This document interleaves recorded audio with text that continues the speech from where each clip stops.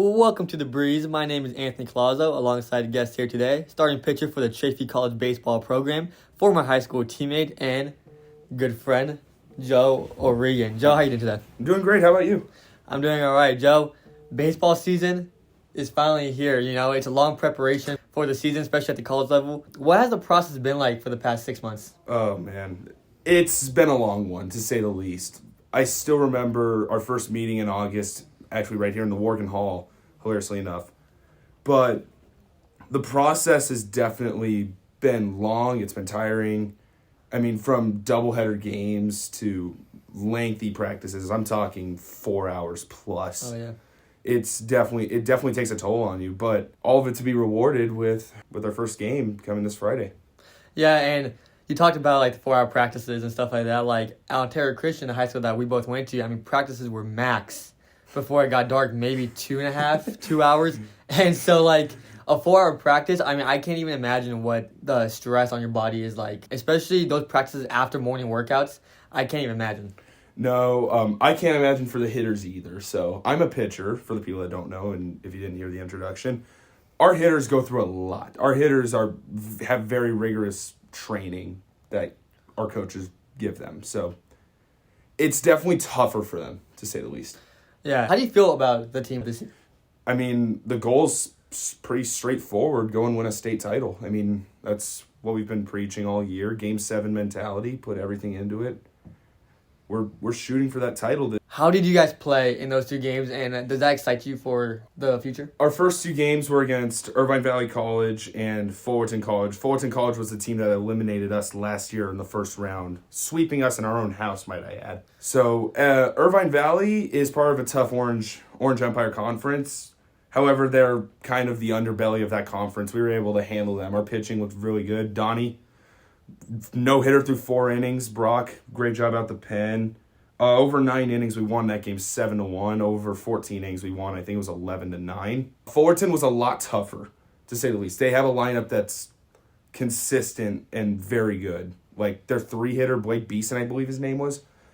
Guy smashes. He had a home run against us. If we played 9 innings, we would have lost 8-6. So definitely something to take note of with that team is those guys can rake, and they don't make mistakes. They don't make often mistakes. And that's what we have to expect, and we have to play up to that this year.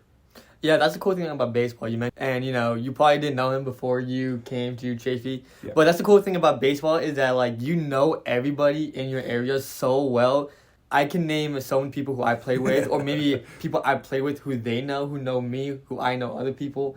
And it's like really cool to see like the baseball community where like everyone just knows each other to a certain extent, Probably the greatest thing I ever got told about a baseball community is it's a small world. It is a small world. Everybody knows everybody. An example of that is that, I went to my girlfriend's soccer game one time up in, I think it was Oceanside, and her teammate brought her boyfriend as well. And it turns out that he went to Bishop Amat and he played baseball.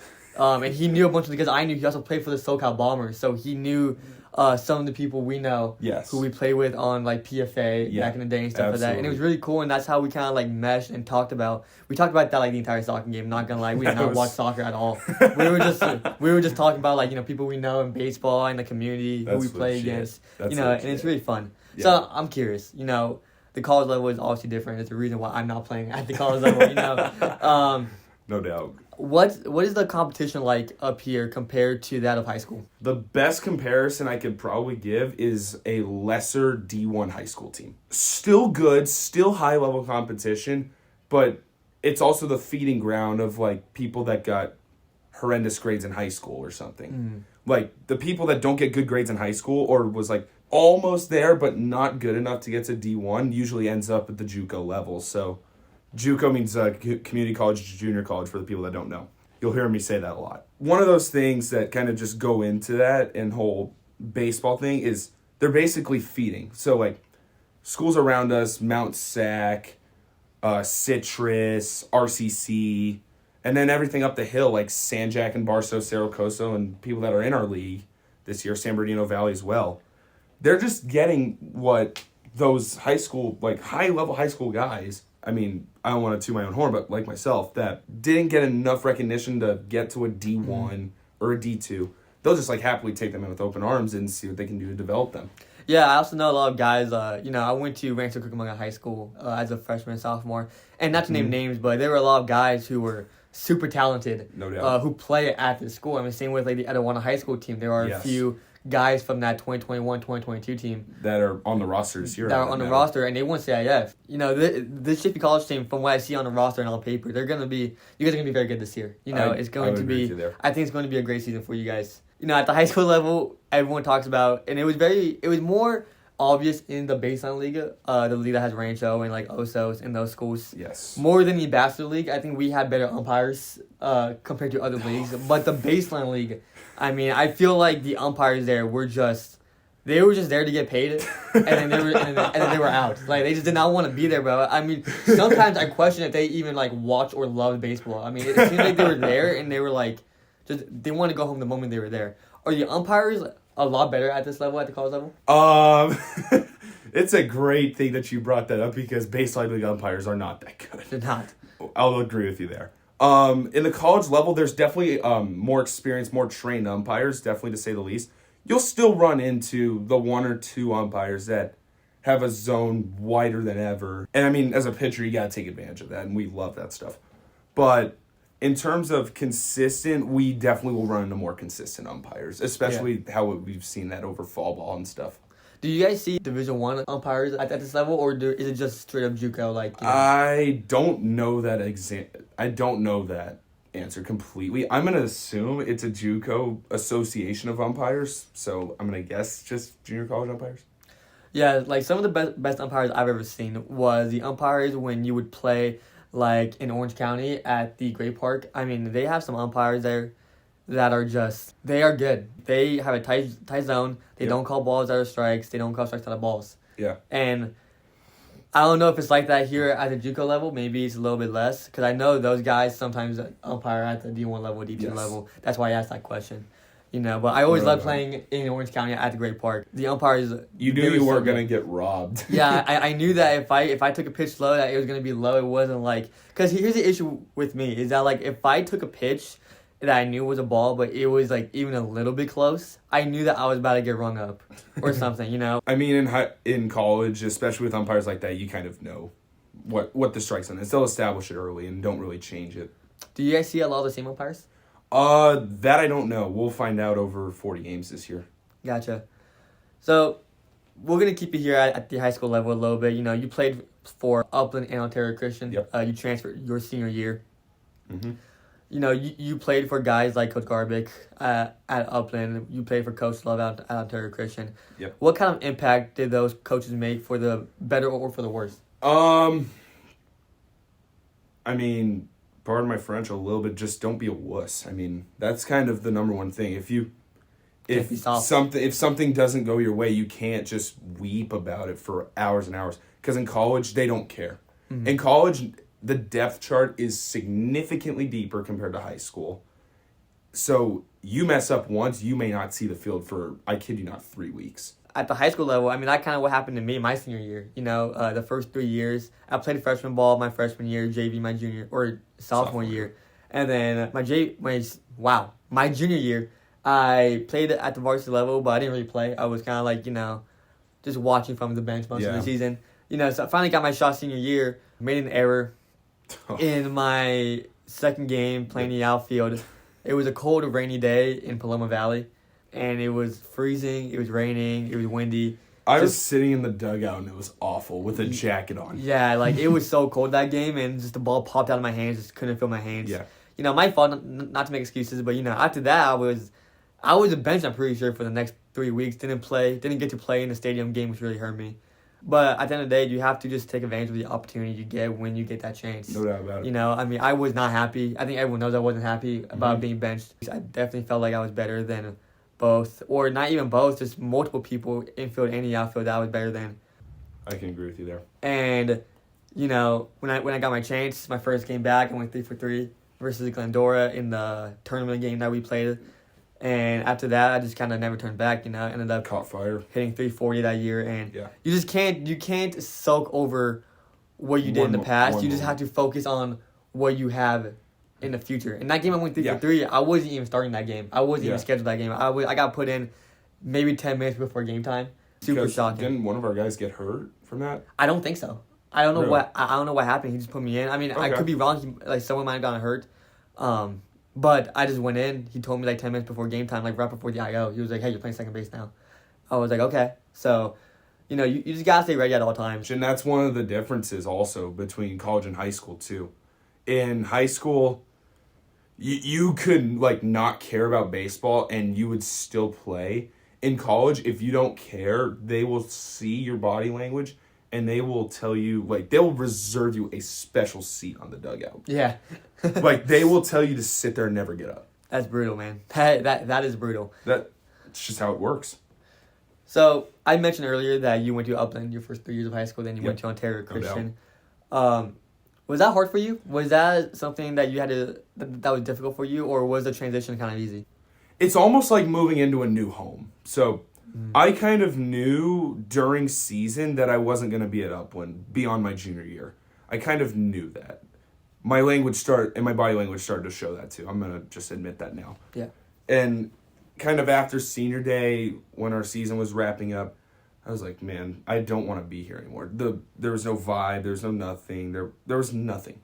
I found it a lot better being at Ontario Christian. I mean, is that because our roster was smaller and our guys were a little bit tighter? Potentially. Potentially guys taking me in with open arms as well. I mean, like Steve from like one of the May tryouts for PFA. Yeah. Like, we could not stop talking for a good 30 minutes. No, but the change, I mean, it's like moving into a new home. You kind of have to embrace it, and sooner or later enough, you'll get used to it, and you'll feel more comfortable in the setting. Yeah, and I agree. Like, we both went to public schools, pretty big public schools. Yeah. I mean, you went to your main city, you went to Upland, I went to Rancho Cucamonga. And when you transfer here to Ontario Christian, you look at the front of the school, and you're like, what is this? It's like it looks worse than my it genuinely looks worse than my elementary school. Right? I mean, if you were to walk in and see the night center first, you'd be like, this is great. But then, like, the front of the school, I mean, if there's any, staff from Ontario Christian watching this, I mean, we have to renovate the front of the school here. Like, it just does not look good. It looks so ghetto. And I'm like, there's no way I'm coming here, right? It looks more rickety than ghetto, but yeah, yes. it just looks rickety. I mean, it looks like my elementary school. From the back of the elementary school, not even the front. It looks like the back of my elementary school. Anthony Collazo from the top row. And I was like, bro, this is like, I don't even know what I'm doing here.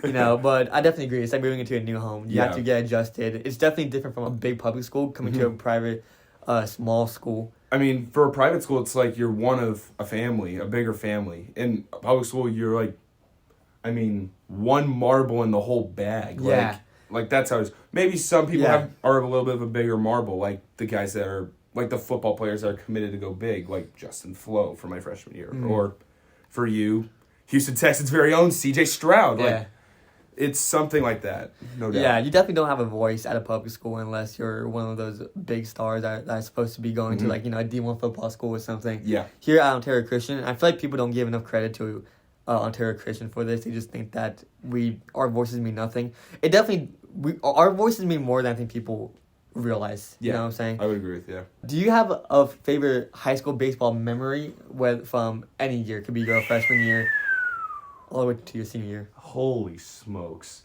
Wow. I mean, I don't even think I could nail it down to one. I mean, I'll give you one or maybe two potentially because I have two for Ontario Christian. And then I'll give you one for Upland. The one for Upland, I mean, I can go with like my first varsity win against Buena Park. I could go with the only league win we had against Damien my sophomore year. It was a walk-off wild pitch win. It was legit. To win a game 12-11 was 10 times better. But no, my favorite moment at Upland was, getting into announcing, I do that, so. But for baseball, Jeremy Giesick, bottom 9 against Damien. This is the getaway game, the matinee game of a 3-game set. And he goes Yaya's first pitch to end the game against Justin Reese, who's, I believe, going to University of Laverne now, if I'm not mistaken. He goes bomb skis, left center field. We celebrate. That was like one of my favorite moments in Upland time. That was my junior year. Ontario Christian. So for the people that don't know, I never played a high school playoff game in my life. I came up short by one game back-to-back years, my junior year, my senior year of high school, which is unfortunate. But for the closest I ever got to the playoffs was us winning a spring break tournament at Ontario Christian, winning the Elks tournament. And the fact that I was able to start the championship game against Palos Verdes and shut them down for 6 innings was definitely second to none. And my other favorite moment, the off-field moment, it's not every day where you get into a bus crash coming home from a high school game. Thank God the bus did not roll over, or else there would have been a few people getting injured. Yeah, that was scary in the moment, but afterwards, it was so fun because everybody had a good laugh about it. Yeah, everyone was having a good time. Even like the bus driver and the driver who we hit. It wasn't so serious because no one really got hurt. And it was something that you could laugh about. Like, it's not every day, or not everybody gets in a bus crash, you know? So when it happens, like, the bus is screeching, you're falling forward, and then you hit something, and you're like, oh my gosh, what's happening right now? You know, it's like everyone's worst dream. Like, if the bus tips over, everyone falls on you. You just don't want it to happen. That's horrible. Yeah, and then, you know, Santa Oaks tournament, I mean, I remember winning that championship game, being on such a high on the bus. Like, I was on cloud 9. Yep, on so the was bus, I. dude. Like, it was that feeling of winning a tournament, especially against someone like Palos Verdes, who was in the semifinal game the previous year in Division II, who played at Etiwanda, that team who won the whole thing. That game went like 11 innings, did it not? Yes, and they almost beat Etiwanda. They almost had a walk-off hit until one of the outfielders, who we know, Shig, he made a diving catch over his head, which is absolutely crazy. We have some good friends at Etiwanda, and before the game, one of them had told me, you guys don't have a chance at winning this game. Like, Palos Verdes is a good team. They're Division I now. And you guys aren't going to win that game. And we come out, and it's a close game up until the last inning, where I think we put up 6. I think it was 1-0 all the way until the last inning. And we put up 6. And so it was 7-0. And at that point, it was like... No, it was 9-0. We put up 8 runs at it. I don't think it was 9. I think it was 7. Or it was 7? Okay. I think it was 7. It was something down that line. We win the tournament, and it's just like this feeling of being unstoppable. I think at that point, we won. I think it was like 8 in a row at that point. 9 in a row. It was 9 in a row. And you feel invincible. You feel like a team that, at that point, can go all the way and win a CIF championship. Yeah. You know, so obviously that didn't happen, but I think at that time that was definitely a fun moment for me, and I think everyone else too. Oh, definitely. You know, no doubt about it.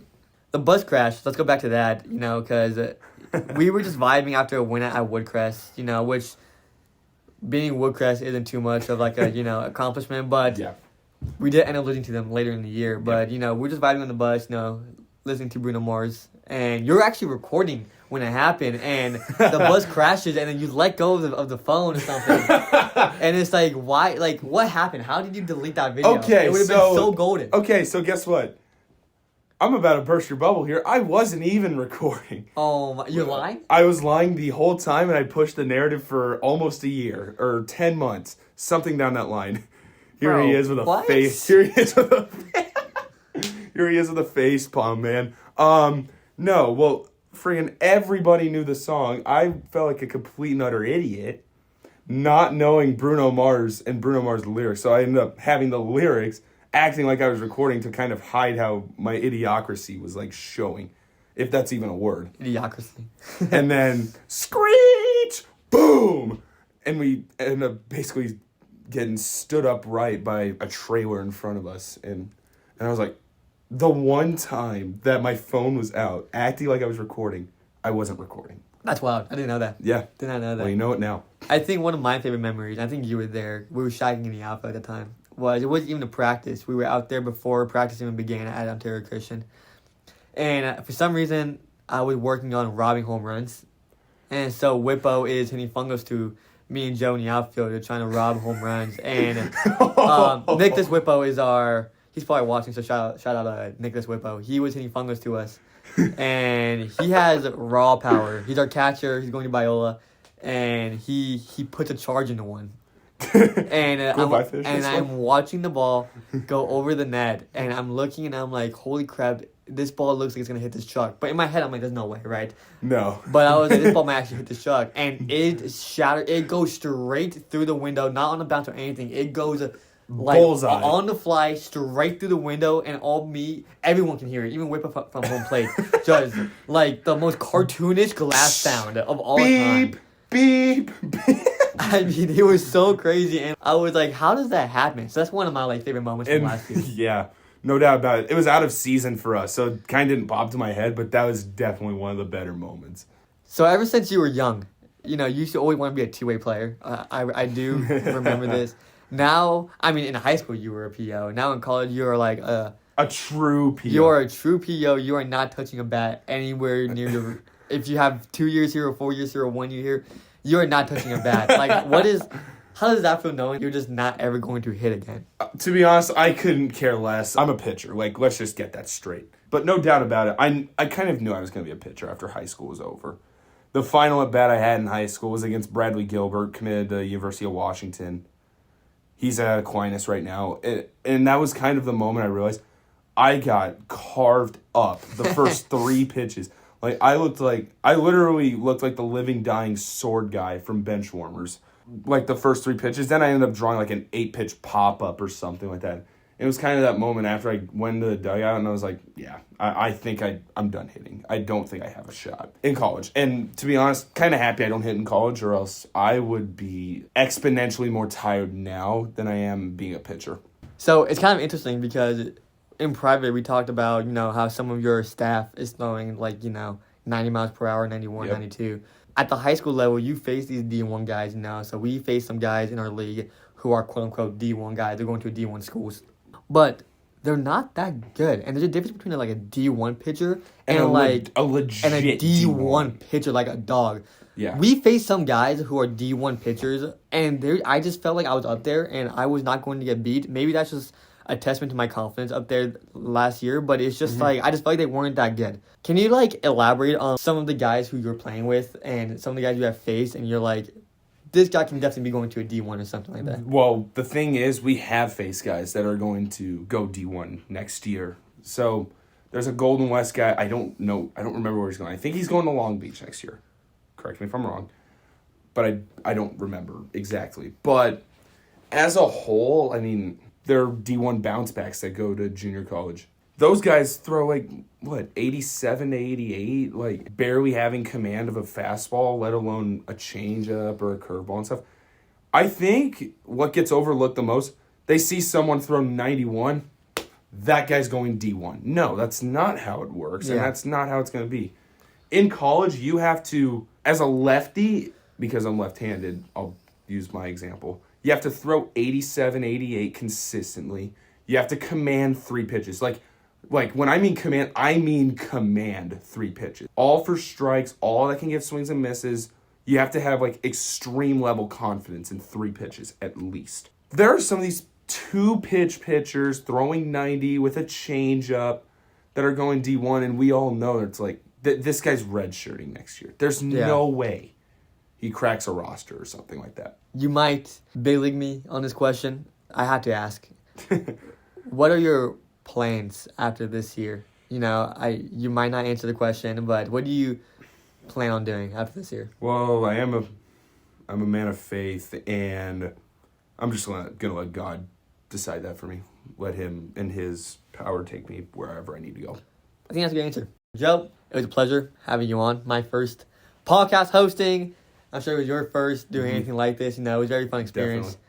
Thank you guys for tuning in and listening on The Breeze, and I will see you guys next time.